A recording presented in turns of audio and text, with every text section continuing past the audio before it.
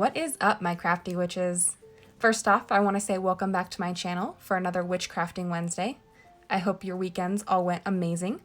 My name is Samantha, and I am the Boho Witch here on YouTube and Artsy Mouse over on Instagram.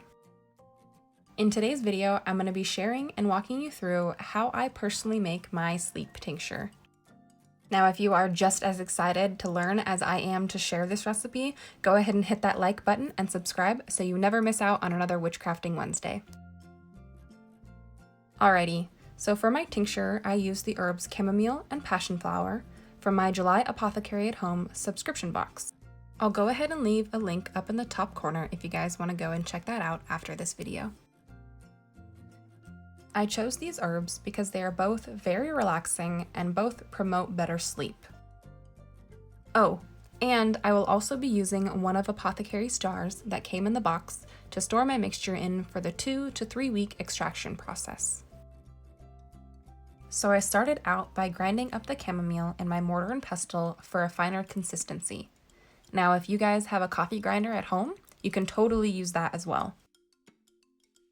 Now, the passion flower that I had was already a pretty good and fine consistency, so I didn't need to grind that anymore at all. When making your tincture, you want to fill the jar up about 3/4 of the way with your herbs, leaving some room to add your alcohol of choice afterwards. The alcohol is going to be the substance that will extract the plant essentials so we can get the concentrated herbal tincture that we're looking for. Now, the most common alcohol that is used for a tincture is either an 80 proof vodka or a brandy. Now, word from the wise, be careful in choosing your vodka because cheap vodka will be very unpleasant to ingest. Take my word for it. This is why, for my tinctures, I will be using Everclear. Now, Everclear is made for extraction and is about 151 proof. Now, if you are looking for a non-alcohol base, like for a child's tincture, you can use an organic vegetable glycerin. Now, the last thing that I ended up adding to my tincture, which is totally optional, is a crystal. The crystal I chose is a dream amethyst. Now, amethyst is very calming and relaxing, but dream amethyst is known to deepen your sleep state. So the herbs will help us fall asleep, and the amethyst will lend its energies to help us stay asleep. But always be careful when adding crystals because some are heavily damaged by liquid, so it is very important to do your research beforehand. Alrighty, now our last and probably most important step after adding everything in is to store it in a cool, dark place for about 2 to 3 weeks, shaking it every so often. I like to come back to it every day and shake it while I think of what it will do for me or what I want it to do for me.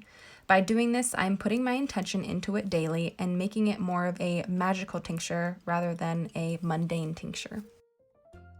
After a couple of weeks, you can go ahead and strain out your herbs using either a French press or some muslin or cheesecloth.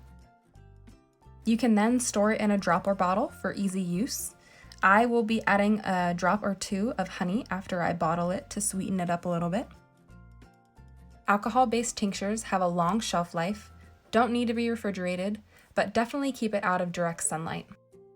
Now, if you guys have any extra questions about this or any comments, go ahead and leave them down below. I always love hearing from all of you guys.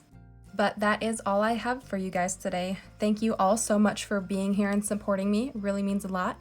Like and subscribe and all that good jazz. And as always, be kind to each other, do what you will, but harm none. All right, bye guys.